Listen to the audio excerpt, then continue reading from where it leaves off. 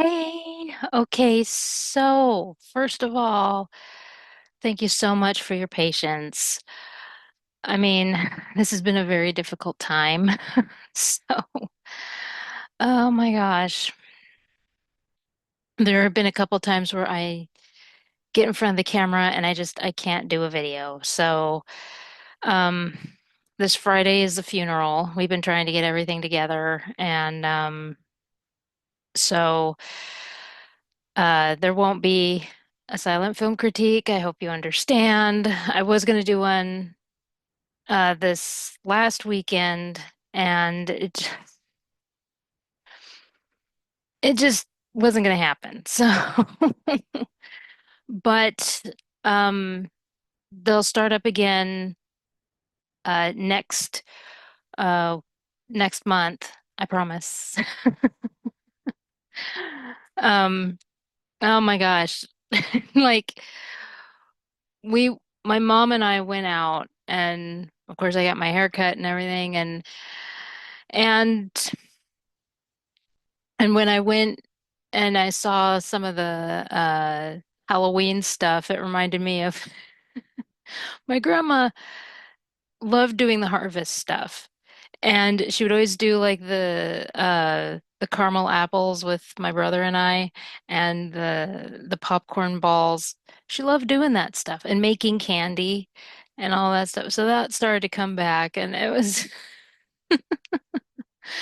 yeah, that wasn't easy. And but they're good memories. That's the way to look at it. I have nothing but good memories of there's there's one sticky memory, but grandma can be stubborn.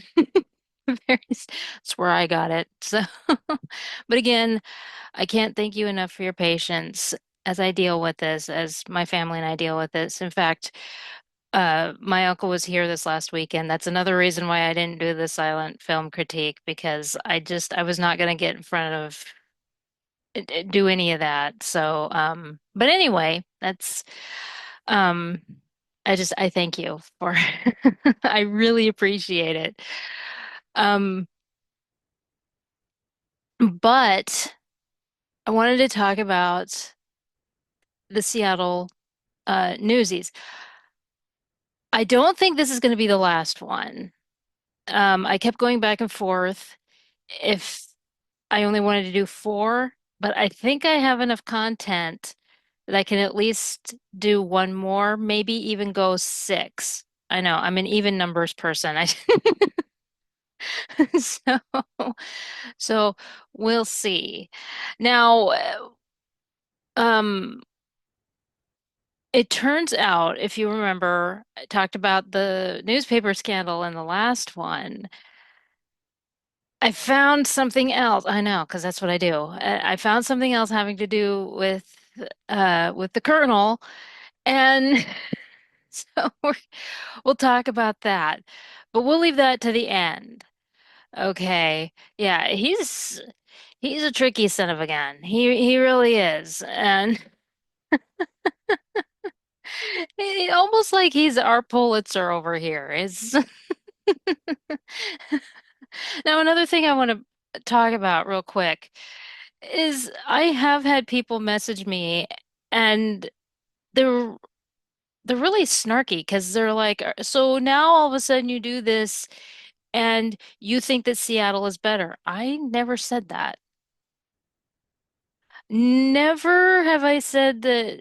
I mean, I'm just surprised that these kids went on strike. First of all, that I didn't even know about this union. I live in Washington State, okay? That's the first thing.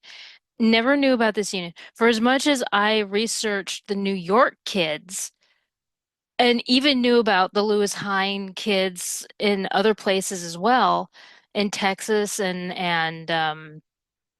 St. Louis and yeah, and Boston and all over. Never knew about these kids. Never heard of them. So this is new for me and I wanted to share it. I just find it surprising that they went on strike almost 10 years before Kid Blink and those kids did.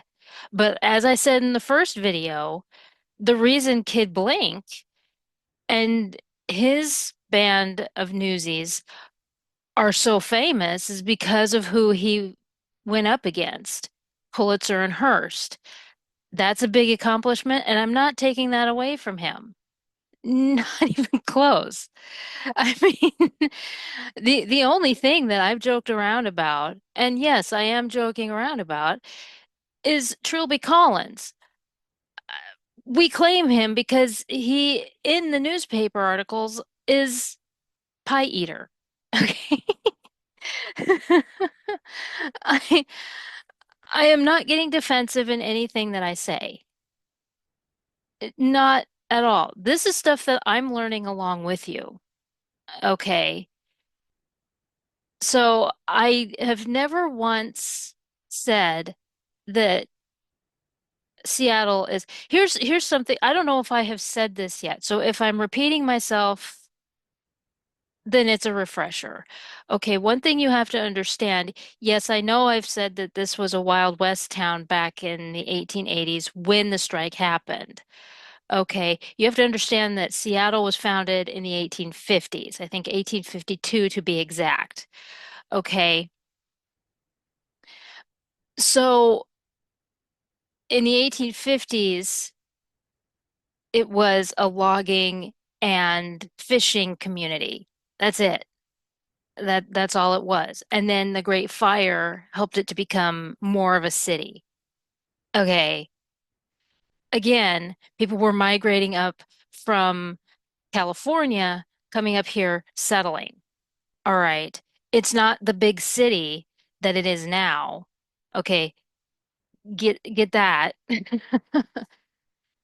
Okay. In by the time it was founded and it was a baby, New York was already like 200 years old and established. Okay. So let's just get that out of the way. We have had our problems. Okay. See, Seattle has had, yes, okay. Trust me, if you looked at Seattle's history, oh yeah.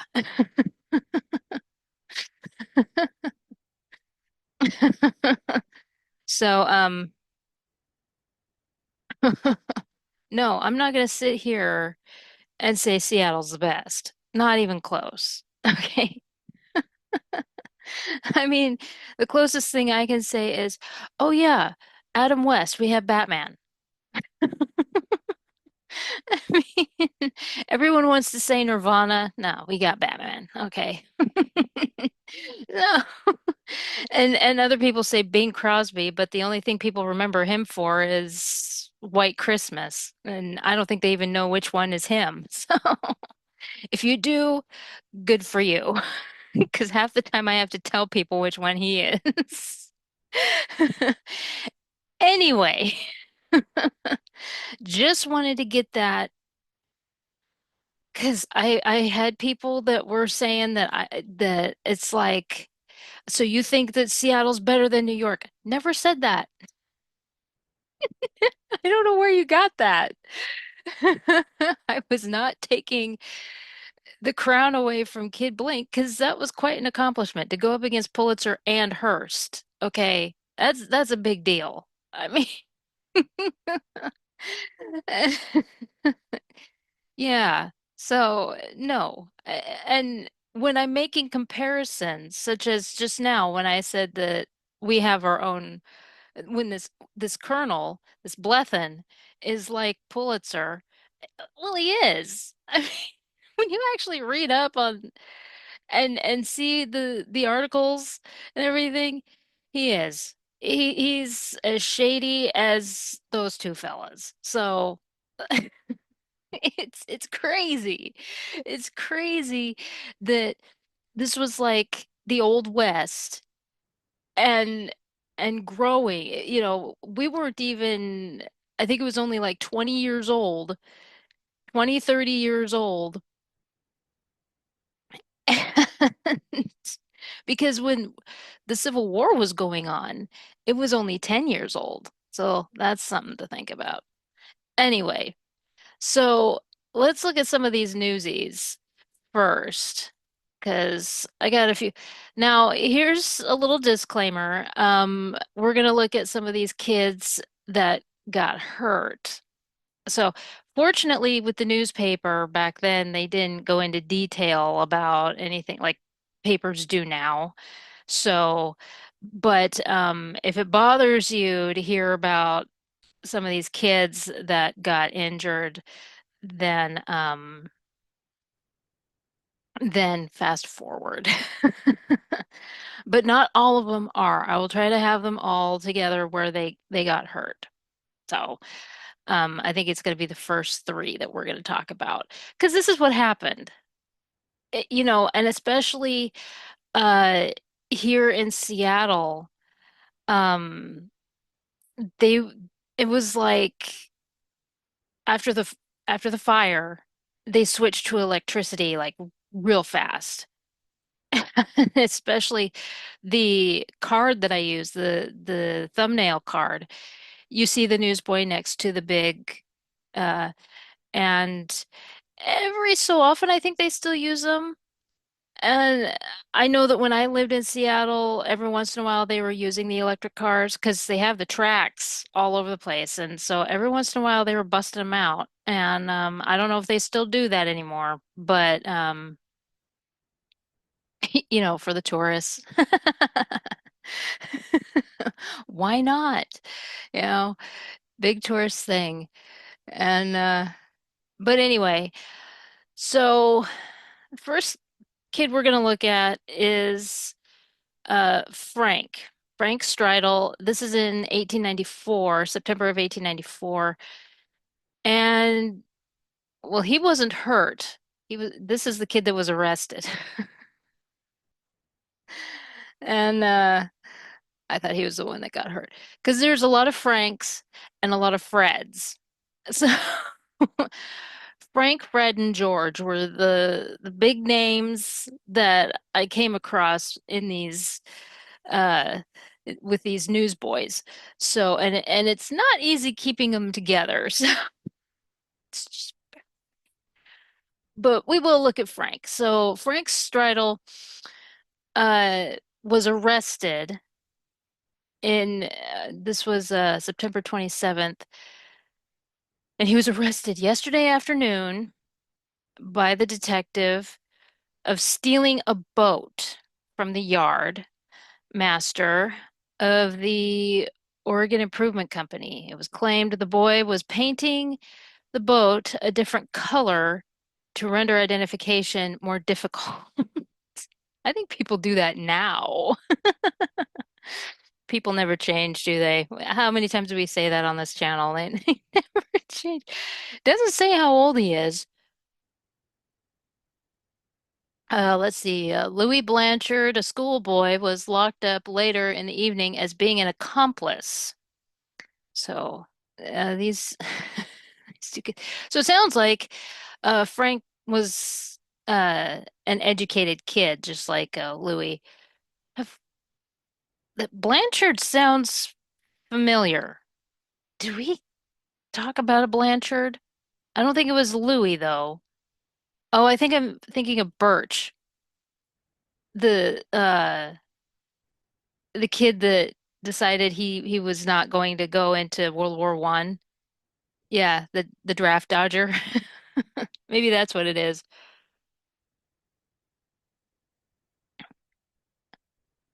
Let's see. So the next day, it says that Frank Stridle, yeah, who was locked up for stealing a boat, and let's see, pleaded guilty in the municipal court yesterday, but upon the repercussions of his counsel, that the boy was the main support of mother and several small children. I wonder how many. I wonder how many siblings he had. The sentence was suspended for 30 days. After investigating the case, the deputy prosecuting attorney, decided not to prosecute Tom Blanchard. Wait, was that it? No, it was Louis Blanchard, who was thought he was implicated in the theft, and the boy was turned loose. But it was his name was did he use a different name? I bet he used a different name. Yeah, because it said Louis, or it could be a typo. The whoever said, um, and yeah, but it doesn't say how old he is. Usually they say how old they are. Yeah, and I'm kind of curious how these are the only two articles I could find on Frank, and I'm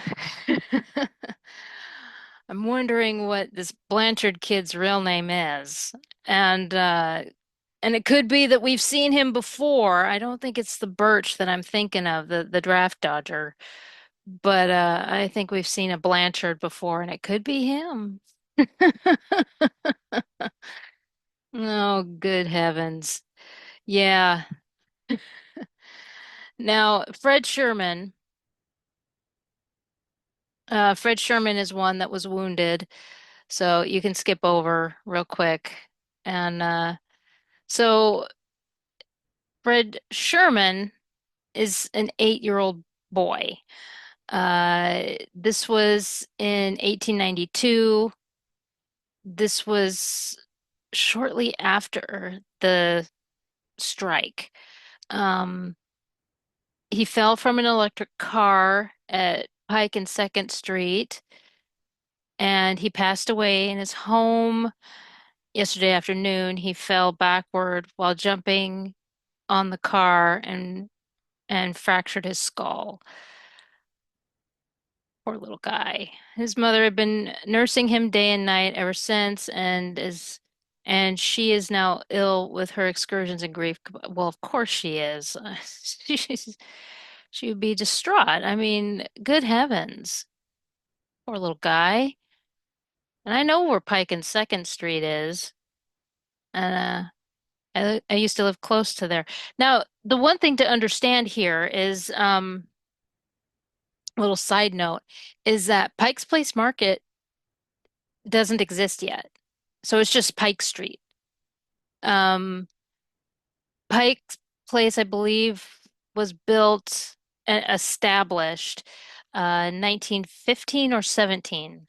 I never remember the date, but it's either 15 or 17. So I will correct myself in the description box, of course.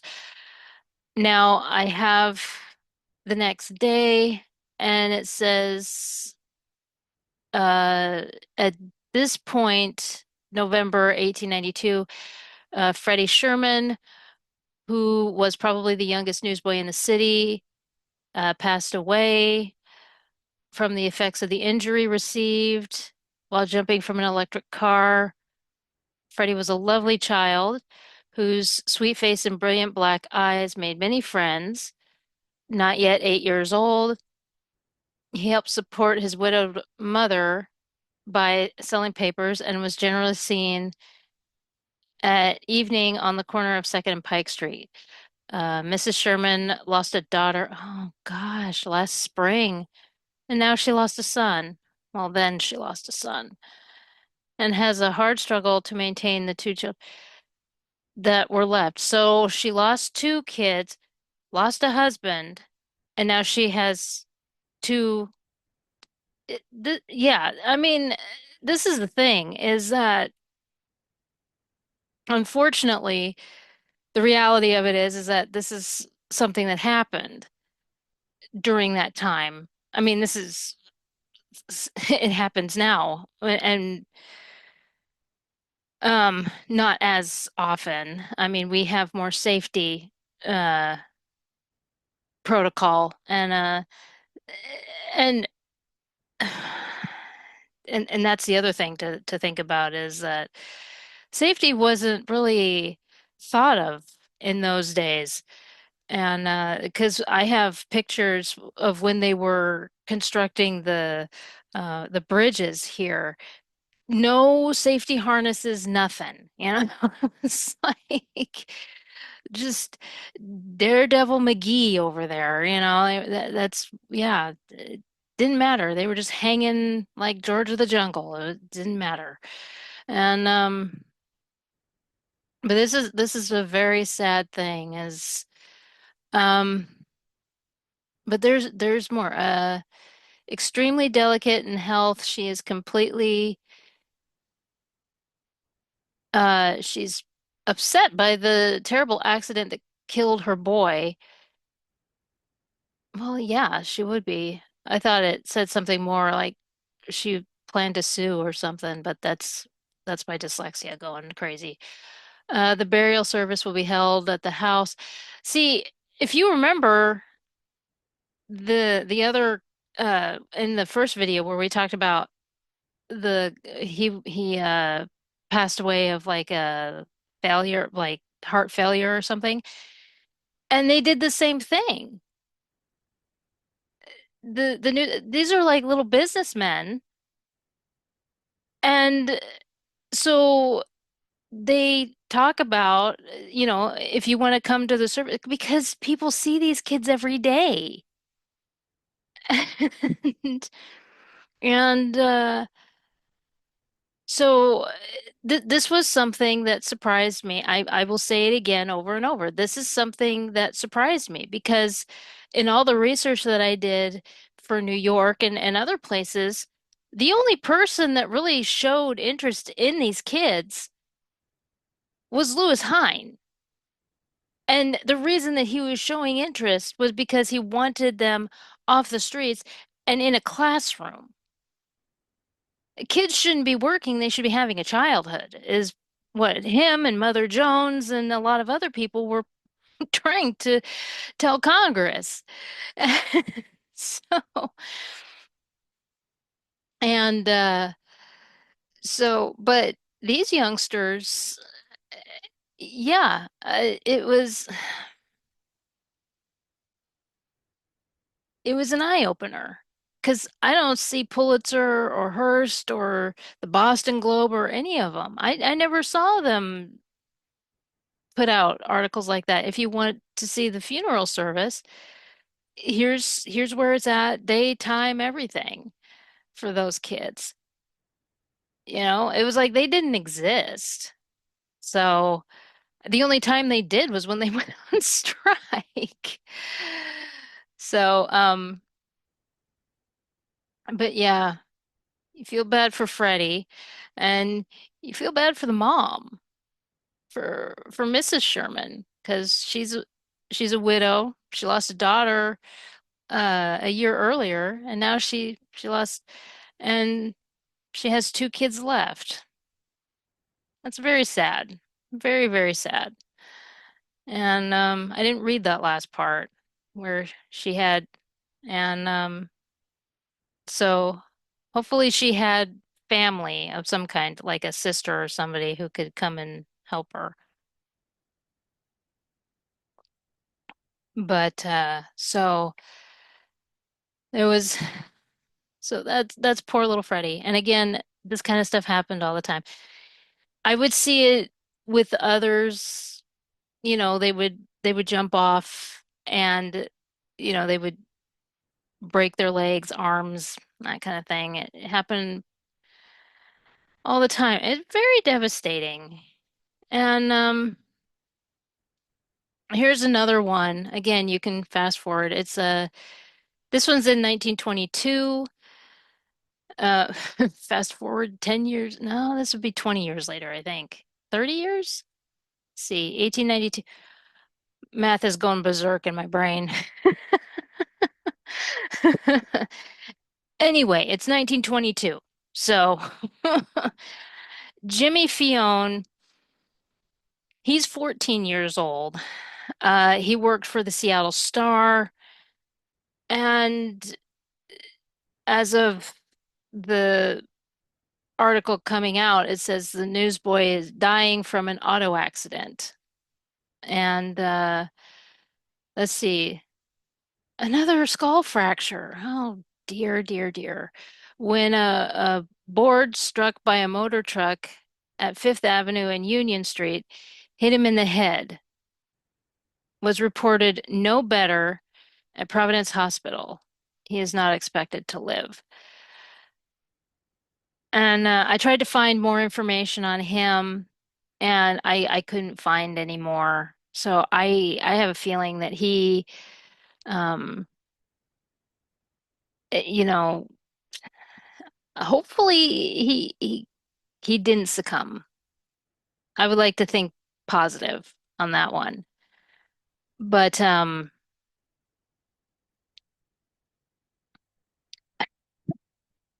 yeah, that's another thing is through the 20s, that's when the when everyone had a motor vehicle. Not everybody, I should say, but yeah, motor vehicles were popular. And even with them going like they weren't super speed demons, you got to understand. My grandfather had a Model T, and it barely reached 20 miles an hour. I mean, he would be in the parades, the 4th of July parades with that thing. And because, our city was founded in 1923, so it fit. And when it would go 15, I mean, like 15 is average 25 miles an hour for us, 25, 30 miles now. And so you take that into consider. Yeah. But yeah, it's funny how speed gauge works. It's kind of like inflation, you know? And but yeah, any vehicle of any kind, these kids, anybody really, it wasn't just the kids. There were injuries of all kinds. So, but it's very devastating. So, but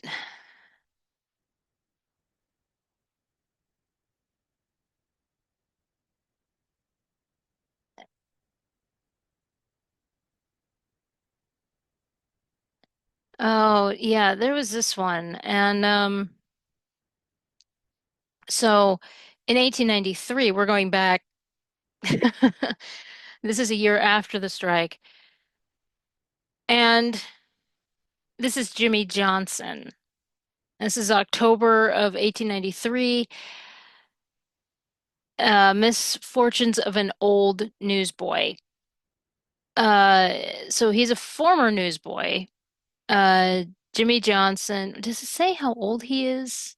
I don't think it did. Let's see. Because I have two articles of him. Oh, it does say. Well, um, so yeah, it says that he's 13 years of age. So I don't know when he stopped being a newsboy, because usually they quit being a newsboy around the 20 age range. So I wonder why he stopped. Anyway, could be because of what his parents do. And it says that a former newsboy is residing with his parents at Port Angeles. 3 weeks ago, while his parents had gone hop picking, uh, hops like for alcohol, uh, he and another lad went out fishing and took a gun along to do some shooting if opportunity offered. While in the woods, Jimmy let the gun drop and it went off. The charge blew away the calf of his right leg. His companion soon got assistance and he was taken to the doctor's office in Port Angeles. Blood poisoning settled in and he was brought to the city and his leg amputated. Now, several days later, because that was the 18th of October. Now, October 31st, it says the Seattle newsboy who shot himself in the right leg um, a few weeks ago died. His leg was amputated, but blood poisoning set in, caused his death. He was 13 years old. Just devastating things. And I did have people asking me, because when we were introduced to Trilby Collins, and Trilby Collins had found that purse and had all that money, and he bought the pie and the gun and all that stuff, and they said, "Well, where are the parents? This is a different time. You have to understand. Kids could have guns." It was just that was the thing, is that kids would go out, they would go hunting, they, shoot off for ducks and all that stuff. You know, you got to think of the time period. And before people say, well, that's irresponsible, no, it was the time. It was, that's the way of it. It looks irresponsible and stupid now, but at the time, it wasn't. Again, just like I was saying earlier, no safety harnesses while working on a bridge. Stupid then. Stupid. Why aren't you doing? Yeah, see, it's yeah. So, yeah. I get it. I get the frustration. I really do, especially when I was looking at those pictures and I'm like, what are you doing? Get some safety. What's wrong with you? Safety harnesses save lives. But you know, I'm not these kids' parents. Okay, don't come yelling at me over something that happened in the 1890s. I had nothing to do with it. I'm just reading off something that happened. Right? I understand it's frustrating. It is, but you also have to understand that that was a time when kids could go out with an actual gun and go out and shoot sparrows. It wasn't illegal back then. It's illegal now, but it wasn't illegal back then. So they could they could shoot birds, they could shoot whatever. They could shoot squirrels and all that stuff. My grandpa talked about doing that all the time. So different time. Yeah, so that's the case of poor Jimmy Johnson. There was a baseball or football player named Jimmy Johnson, wasn't there? Yeah. The little bit of sports that I know. Okay.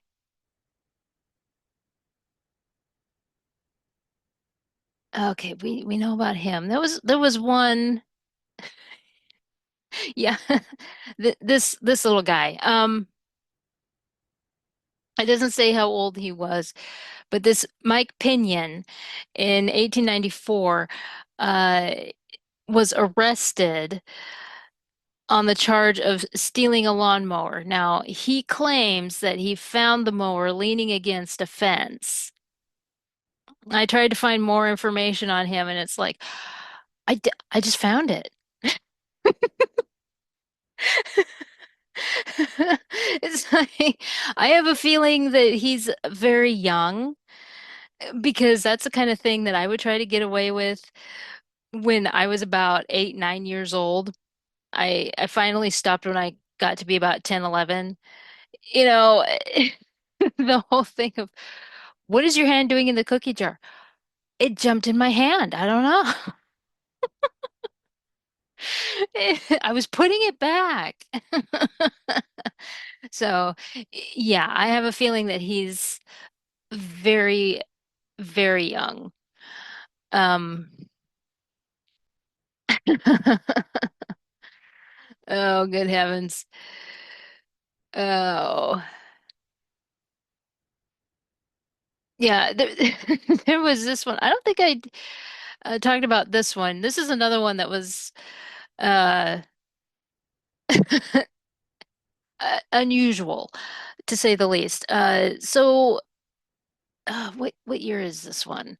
Um, 1893. So we're doing a lot of the 1891s.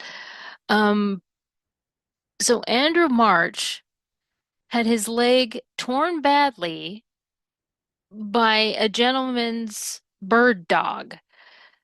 The dog was jailed, and the owner had to show probable cause why it should not be put down. It's like, eh, there's so many questions with that story. When I looked at it, I was like, are we going to elaborate on this? Because was the boy taunting this dog? Is because bird dogs are well trained. Even back then, they were very well trained. I don't believe that the dog would have bit this boy unless taunted in some way or another. So, I did try to find if there was like a court case or something that it went to, but to jail the dog. Come on. I mean, when dogs do that, why would you jail the dog? That was the unusual one for me. It was so many questions. I want answers, but I really do believe, because I don't have, this is just my theory here. I really do believe that Andrew taunted that dog. I think he was being a little stinker, and that's why the dog bit him. And I hope that the owner was able to get to get this poor dog out of jail and it wasn't put down. And I hope Andrew got a lecture and a half, for being a little stinker. Because again, dogs dogs retaliate when they are taunted. I mean, and especially bird dogs, they're trained. They don't just, yeah, silly, absolutely silly. Oh, good heavens. But you want to know something? That's not the only time that I have seen where a dog is jailed. There's a page that I follow on, and I don't follow a lot on Tumblr. I really don't. But there is a page that I follow that's of old newspaper articles, and there have been a few that talk about dogs and birds and cats that are jailed. It's like, what? Okay, time out, I guess. I don't know.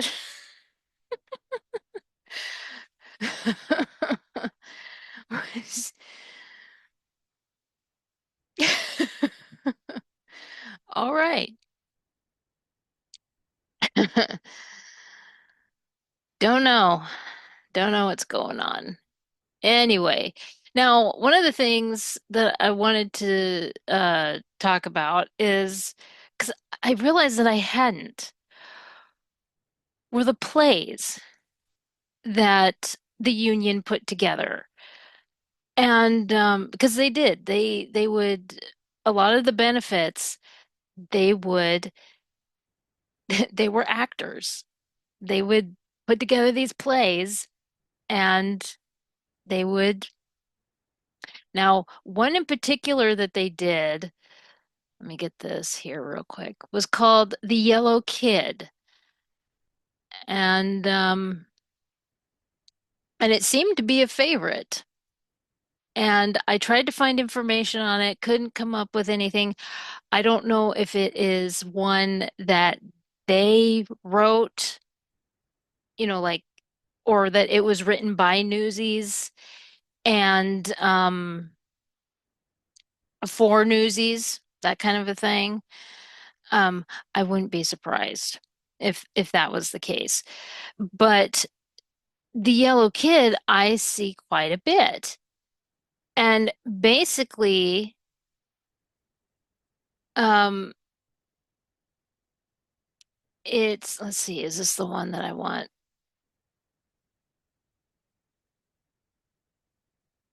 It basically is talking about, let's see. Yeah, let's see. The show, as the boys call it, would be worth seeing even if it did not have the added charm of being purely for charity. Visitors to Seattle remark that our newsboys are uh, corkers. I don't know what that means. And if they could only be here tonight to see them present a typical scene from Hogan's Alley, or as it is called, McFadden's Flats, they would declare that they are the funniest kids in the world. Um, so pretty much it's, I mean, the Yellow Kid, uh, yeah, yellow journalism. News kids knew that they were selling yellow papers. They call them that all the time. So, um,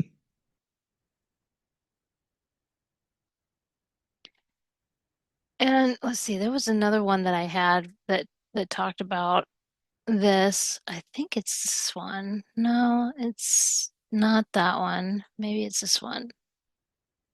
That was the one I had. Here we go.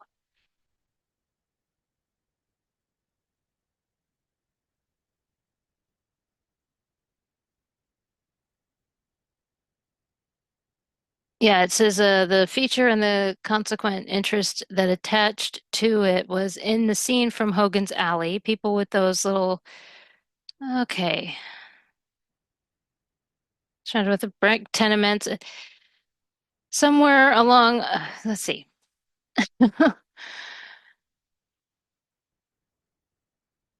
Okay, people with those odd little creations of the facile pencil, I think that's the word, facile pencil of the inventor, a cult surrounded with the brick tenements and the bit of blue sky somewhere along up toward the top. When the curtain rang up, the setting was strong, reminiscent of a cult's work, and the flat fronts of the cheap buildings lifted themselves from the footlights back to the wall of brick, then beyond into a vista of struggling high chimneys and the construction of a crowded metropolitan resident district of the cheaper sort. I mean, basically, this is a big old jab at um at Pulitzer and Hearst and how bad it is. And they also talk about New Hogan's Alley. Uh the it I really do think that it is something that the Newsies put together, like m written by Newsies for Newsies. And I mean, if it's something that was like a vaudeville thing or an actual play, I couldn't find anything on it. But it just from everything that I was reading on this, I don't think that it's something that just the Seattle kids uh wrote because of what it is. I mean, it sounds like at this point, because this one is 1897, so this is 2 years before the strike. And it sounds like, and if you remember in the video that I did about the actual Newsy strike, there were a lot of strikes that were going on. There was the one that happened in Brooklyn, there was the one that happened in Boston, there was one that happened in over in shoot, I can't think of it, but Michigan. It was the one that happened in Michigan. So this was a powder keg. People were seeing Pulitzer and Hearst for what they were. And so even in little Seattle, It was like, oh, Seattle is, I mean, New York isn't that great. Now there was another play that came into town, and it turns out Trilby Collins really liked the lead actress. He he he got Twitter pated. Let's see, where is that one?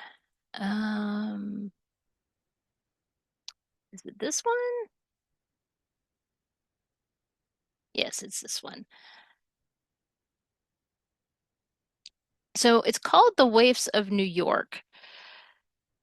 And it says, before the rising of the curtain at the Seattle Theater last night on Miss Emmett's performance of The Waifs of New York, a delegation of newsies from the Seattle Newsboy Union called upon the actress and secured her application for membership in the organization. Miss Emmett is a member of the unions of Chicago and Detroit.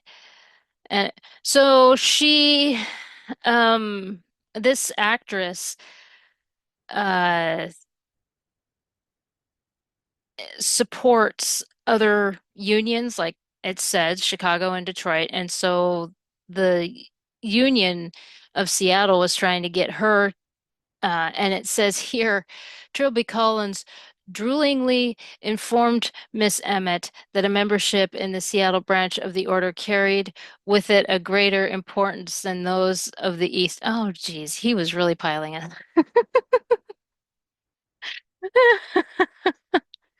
Dude, don't lie.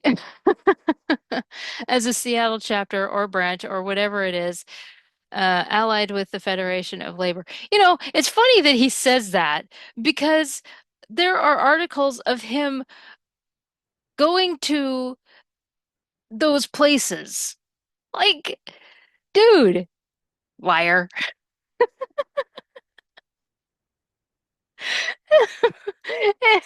Say anything to a pretty face.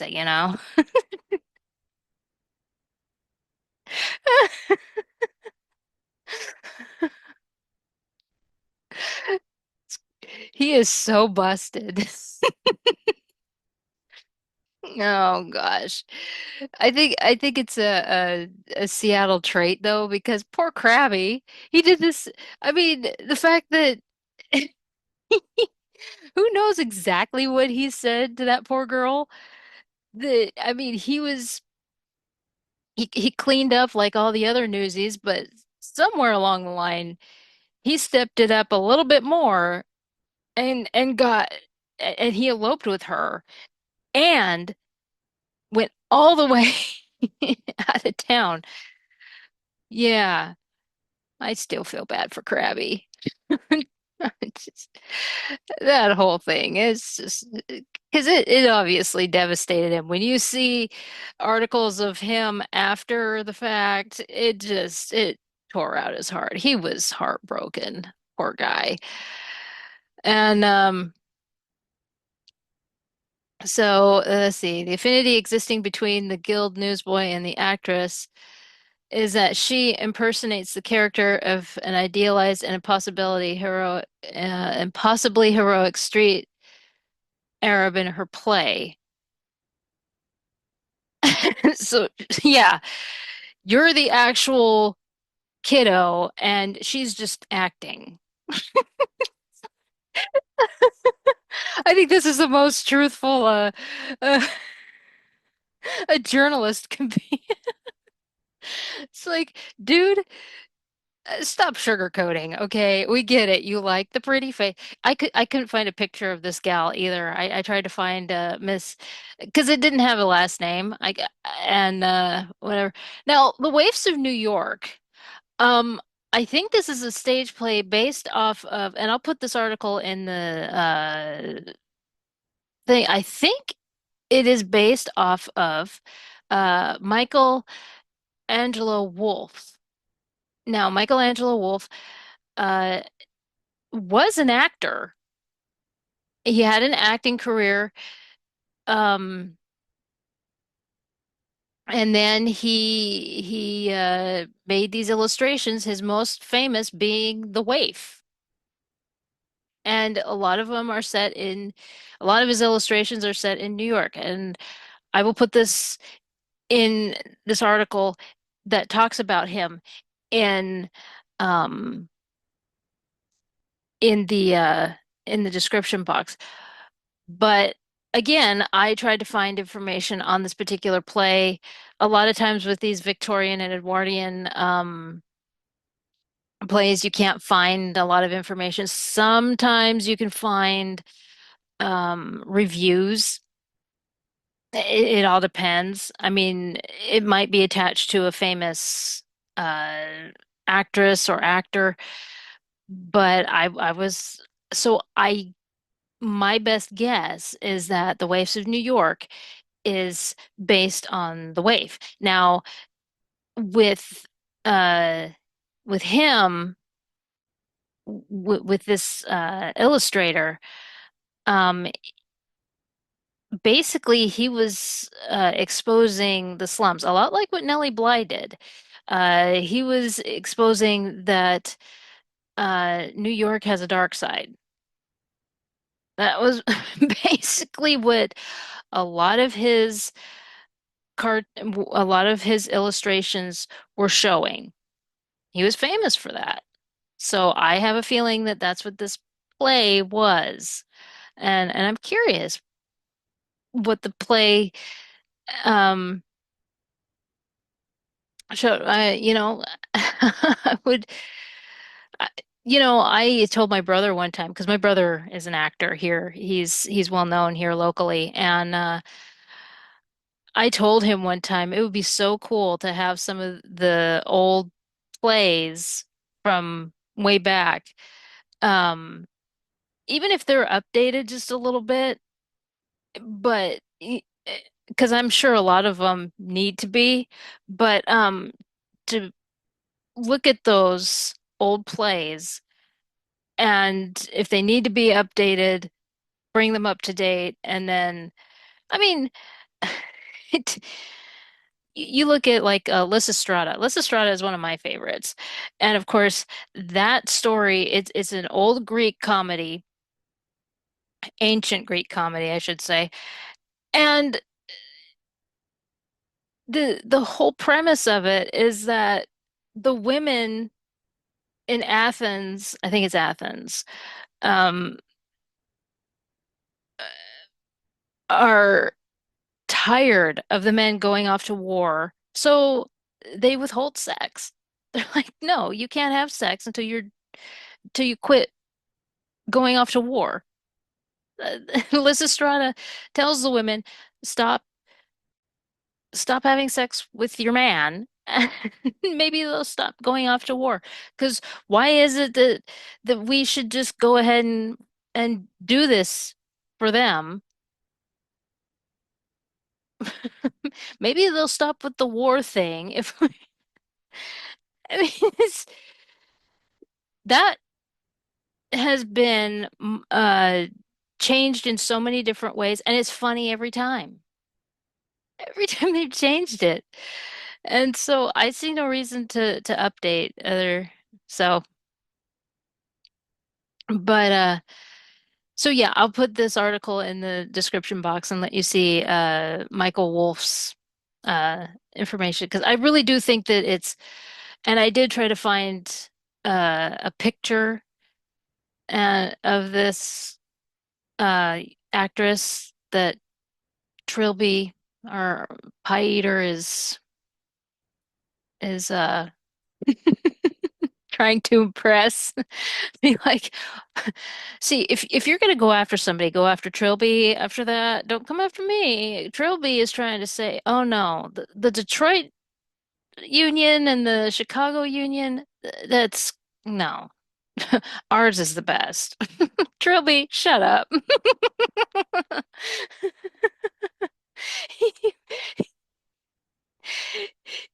It's so funny to me because he actually he's like, I'm retiring from being a newsie to strike it rich, and then he didn't do that. And he kind of came back with his tail between his legs. And oh, Troy cracks me up. Poor guy. Anyway, so those were a couple of the places. The one that they go back to a lot is the yellow kid. And I have a feeling that because of everything that was building up, as I said, there were a lot of strikes going on, not just newsy strikes, there was also the trolley strikes that were going on and that kind of thing. And because electricity was very dangerous, and I don't blame them for being and it- that whole thing, to give a little recap on that, is that, everybody was like, "Oh, well, there's this new technology, so you're fired." And then all of a sudden, it was like, "Well, no, we need to hire you back because we need you to basically babysit this new technology that we have." And it's like, "Well, is it safe?" Kind of. It'll be fine. And then people were getting electrocuted and dying, and they're like, the reason that they were striking is because it was for the safety reasons. It's like we want basically insurance for this whole thing. We want to be ensured that we're going to be safe.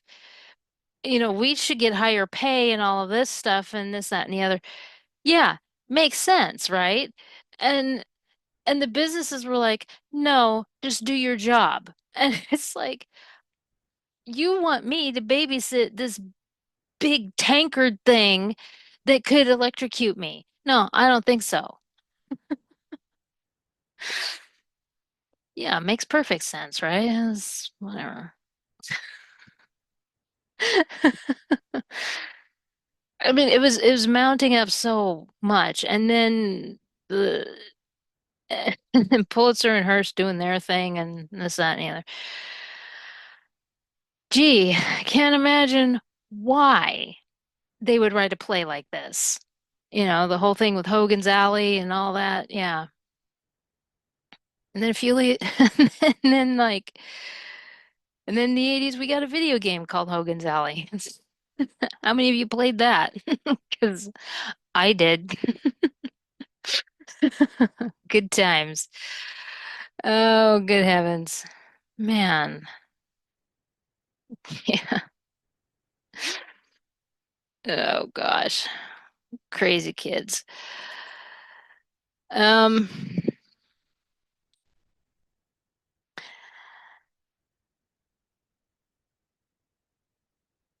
oh, what was this?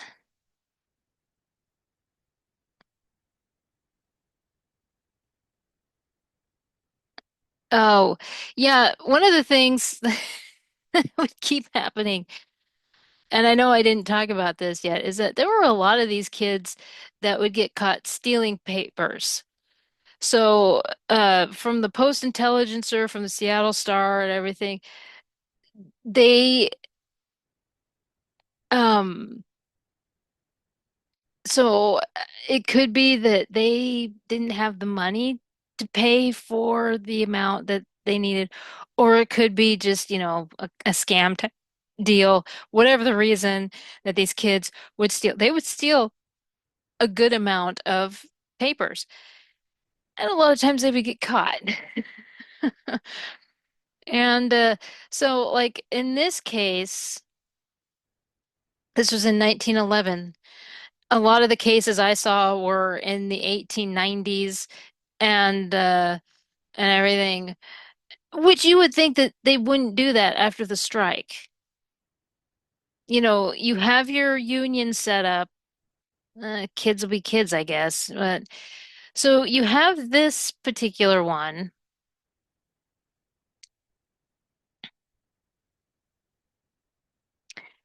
and it says that the kid is going to go to the penitentiary. Ed Campbell, let's see, the gates of the penitentiary press are yawning for Ed Campbell, who was arrested for stealing a newspaper off the porch at the corner of Yakima and Ninth. Stealing a paper might be a simple charge to face, but Campbell, a few months ago, jumped a $500 bail. Wow, $500 to escape trial in the Superior Court on the charge of stealing chickens. Oh yeah, this is the chicken kid.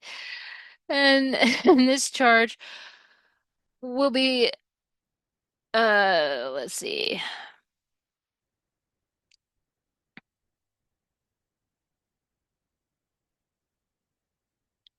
Yeah, 'cause let's see.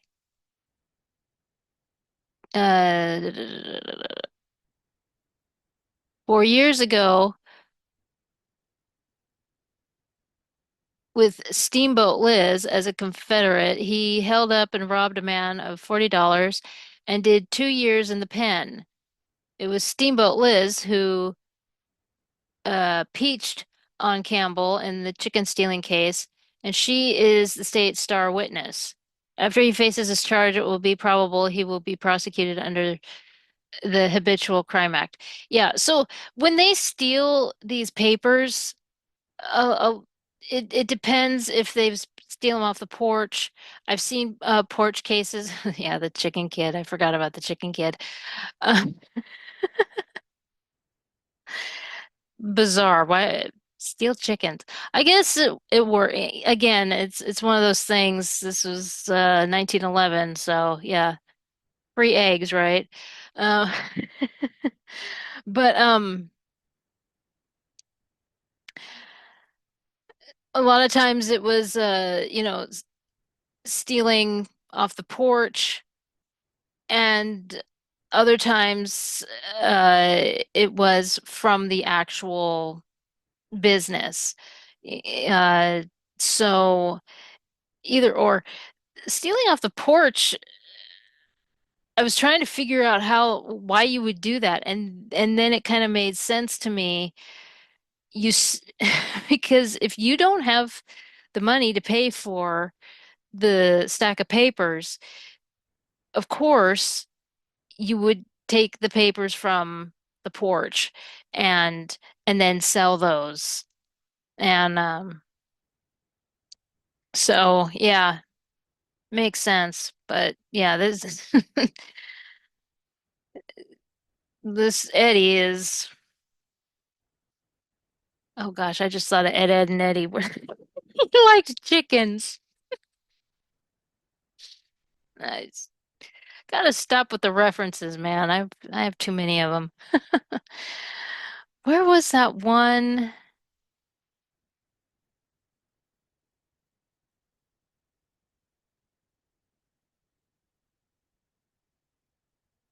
Oh,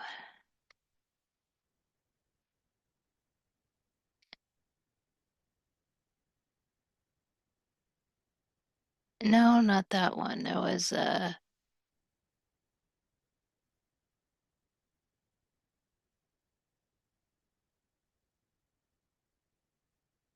I had one that I wanted to talk about, and then we would go into talking about the Colonel. Um,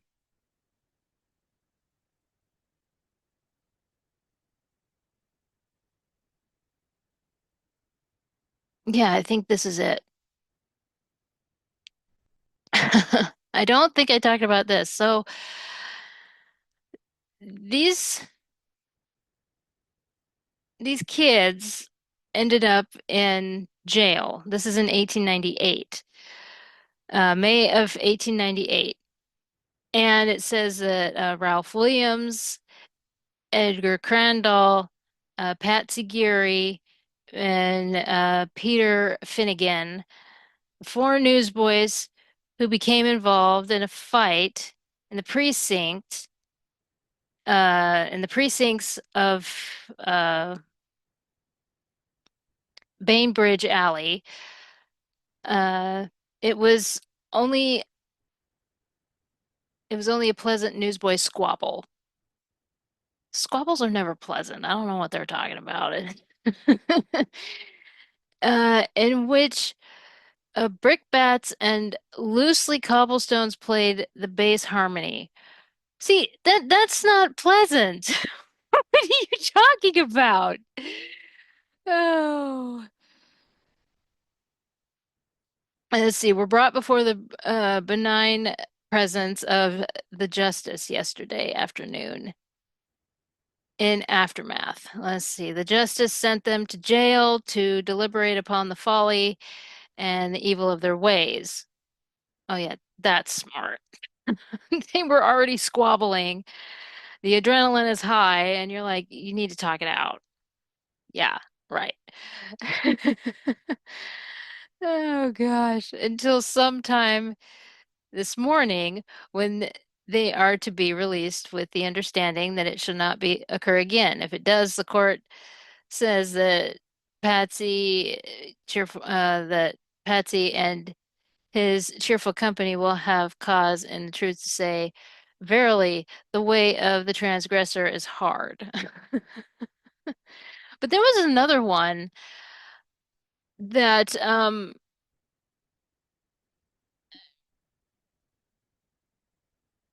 yeah, where was it?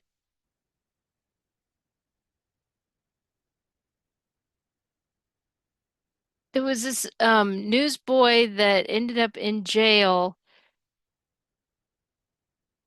He was in,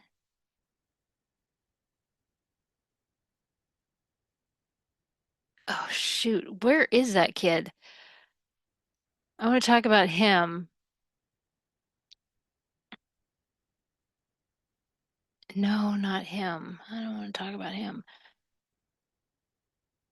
Is this the kid? Yes, this is the kid. I don't think I talked about him. We'll talk about him and then we'll go into the Colonel and then we'll close it up. So Fred Long, this was in 1899. And this is Newsboy in Contempt. And Fred Long committed for cursing in police court. A newsboy was committed to the city jail by Judge Can, which I see this judge a lot with these newsboys. Um, and I think the officer that they mention in this is one that is an officer that brings in these kids quite a bit. He's the one that has to deal with these kids. Feel bad for this officer. It's, it's like when you watch a movie and you see where it's like that one officer that constantly has kind of like what's that movie? West Side Story, Officer Krupke, who has to constantly deal with these renegades.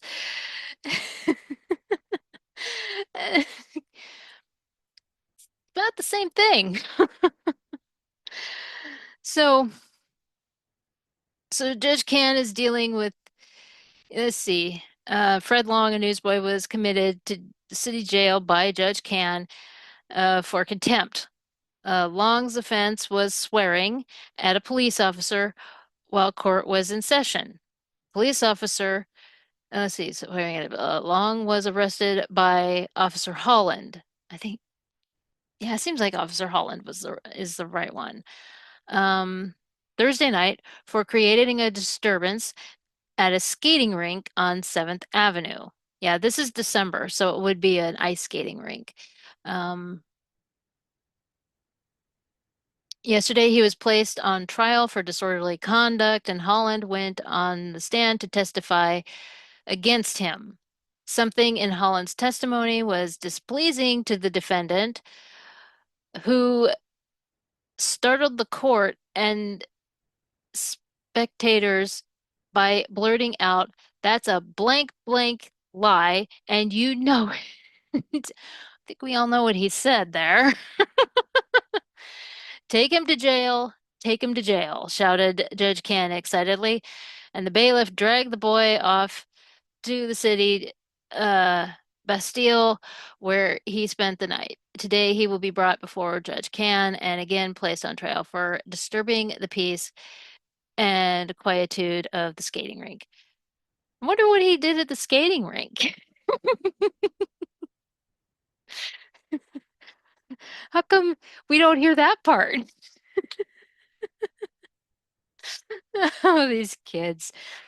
I have read so many stories of these kids just be and it just I say it a million times and I will continue to say it because it proves that people don't change, you know, from 8 years old into 20 years old. The fact that here's Trilby Collins who is trying to impress a girl, I have a soft spot for poor Krabby. Um, I mean, his story is he's so heartbroken. I mean, the poor guy. He love at first sight. And and it happens. It happens all the time. You have these poor accidents, the poor mom for for Frank and and everything. And so yeah. Frank's or Fred Long's outburst and and it just you can't help but laugh because I'm sure it wasn't funny back then, but the fact that people don't change, the fact that his outburst, yeah, that's a, that's a gosh darn lie and you know it. It doesn't say how old he is. Yeah, it doesn't say how old he is. I'm willing to bet he's probably teenager. But what did he do at the skating rink? Yeah, because this is December when this came out. So, but final thing to talk about. Now, if you remember in the last one, there was that whole scandal where uh Colonel Blethen was found. Okay, I will put part the last part in and and I think it's at the towards the end. And yeah, it was this big scandal, this big newspaper scandal that happened. And in fact, his son was in it and everything. It boiled down to politics. Just boiled down to politics. That's what happened. Just yeah. And well, here's the thing, is in 1913, February 13th, 1913. You got the unlucky numbers there. So, yeah, there was a fire. I'll have this article in the description box. There was a fire at the Seattle Daily Times. Okay. And it says here that the fire erupts on the top floor of the Times building in downtown Seattle, housing the publishing offices and printing plant of the Seattle Daily Times. The flames quickly spread to the adjoining Denny building, and by the time the firefighters had it under control, the upper floors of both buildings were destroyed. Now, no lives were lost, thank heaven. Property damage is estimated at $250,000, which whatever that is. Now, and thank you for finding this information. When I talked about Pulitzer's house fire and the inflation, and what it would be, I believe they said that that would be around $11 million today. They were able to find that information, so thank you very much for finding that. Um, yeah, this is 1913. I will find that information. I'm guessing that the 25,000 is for 1913. So I will look that up and everything. The daily newspaper will continue to be published without delay from the presses of the Seattle Post-Intelligencer. So the sounds like the Post-Intelligencer to offered their presses so that uh the Daily Times were recovering from this fire. Um, and Sunday edition will be printed at the Seattle Star. Okay, so they were coming together. And damage to the Times building will be promptly repaired, and Seattle Daily Times will be back in operation. Yeah. This is actually from a an article that, and again, I will have this in the description box. And from the sound of it, yeah, it says the Times office is gutted. I mean, I'll have pictures here and everything. I was trying to find uh articles on it and I wasn't coming up with much. Um, but I did find it's really interesting because by this time people just it sounds like people had pretty much had it with Colonel Blethyn because I found an article where one of these articles had or one of these newspapers had basically brought up something that happened 20 years earlier about a fire that had ended lives. And I'll put it here. And it's like, hmm, that's interesting. Now, I didn't want to go down the rabbit hole so much with that. Um, I mean, why? I mean, we know that.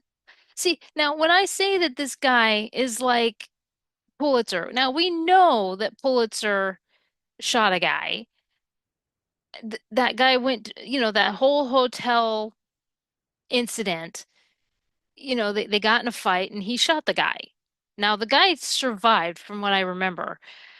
But there's also the whole thing of where there was that whole thing with the political debate, and the guy came in, he was printing stuff right and left that was so misleading about the one uh politician.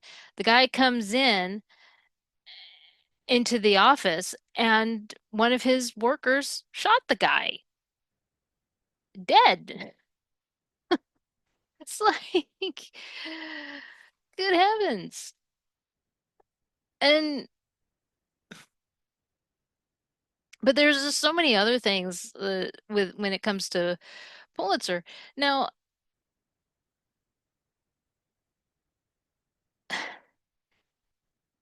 but this is a whole other level. I mean, there was what I talked about in the other video. This that I don't really want to get into.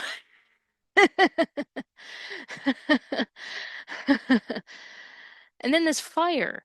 Now, I tried to find more information, especially when I was reading some of the other things, and there was like one uh place that basically said, well, we would be willing to help, but we're kind of over it with with Colonel Blethyn. It was like they wanted it was like people were done. People were basically done when it came uh to the old man and his antics. Now, when it came to rebuilding, it says here that the Seattle Daily Times rented the entire basement of the College Club of Seattle, located west. He basically, let's see, March 1912, the Times Printing Company of Seattle, doing business as Seattle Daily Times, had purchased a triangular block of property situated between 4th and 5th Avenues, Olive Way, and Stewart Street with yeah, let's see. When the fire in 1913 motivated Colonel Blethyn to forge ahead with the expensive project with renewed vigor. Now, I was seeing where some people were almost trying to say that this was like an insurance scam or something, that he was able to get more money so that he could do this whole thing. But at the same time, He's already rich though. I mean, like I get that he did that whole there was that whole scandal thing that happened, but he already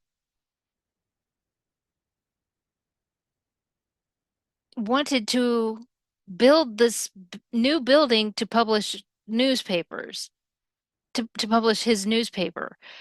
I don't, yeah, he's not an innocent guy by any means, but that just seems like a stretch.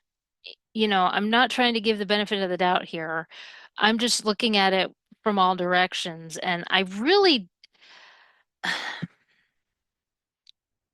think I think the fire was like a phoenix rising again kind of a deal for him. And it was like, okay, this is what I can do now. And yeah, but I get where they're coming from as well because of his track record. I'm sure if I lived during that time, I would feel the same way. So looking at it from all directions. Okay, now he passed away in 1915, so this was still being built.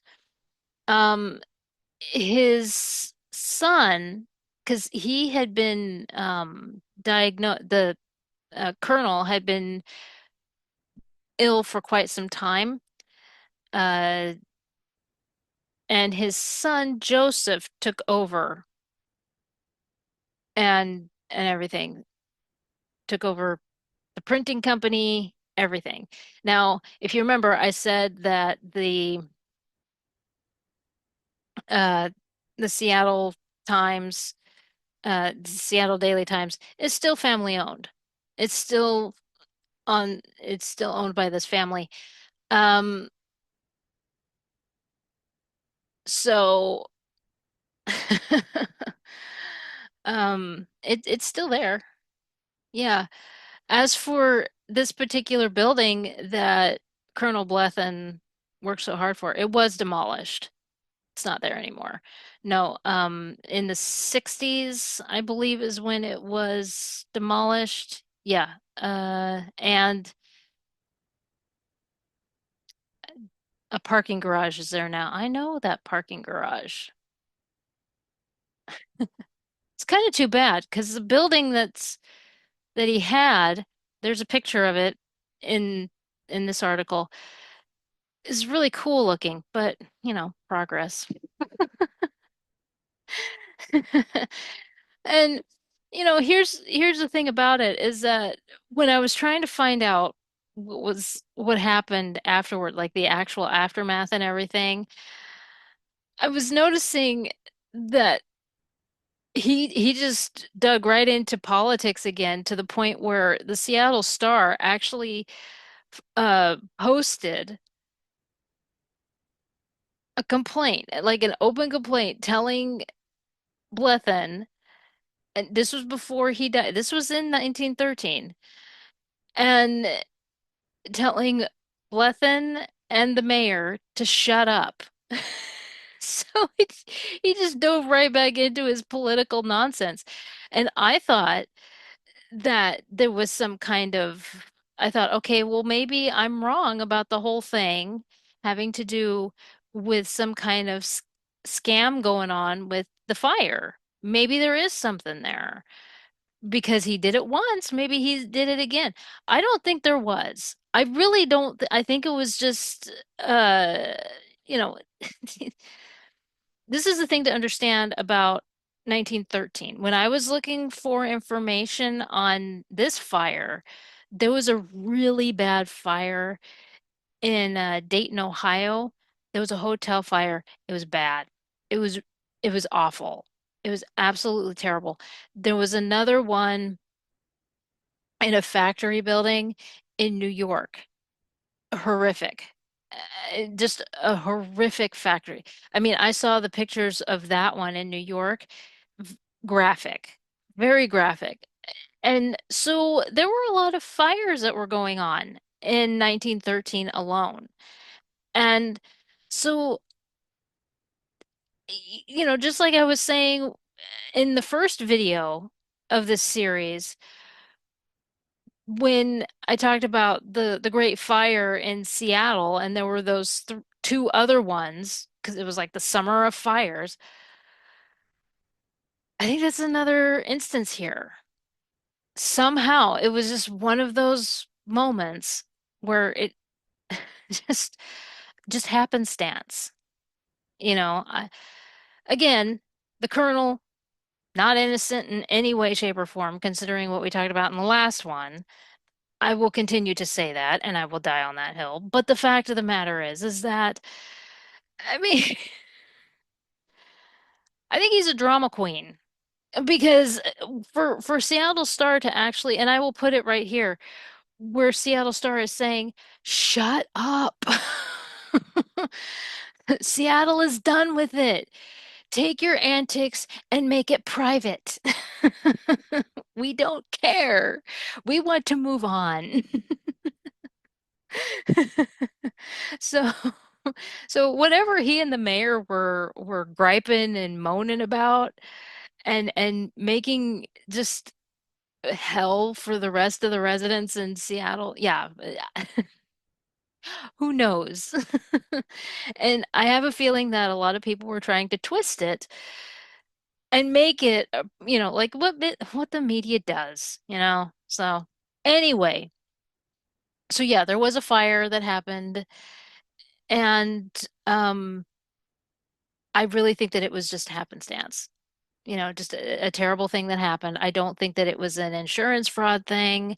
I don't think, you know, again, he's not the colonel is not innocent by any means. There was that article that talked about something that happened 20 years earlier. I really don't want to go down that rabbit hole. I really don't. I just, I think I've heard enough about this colonel, this guy.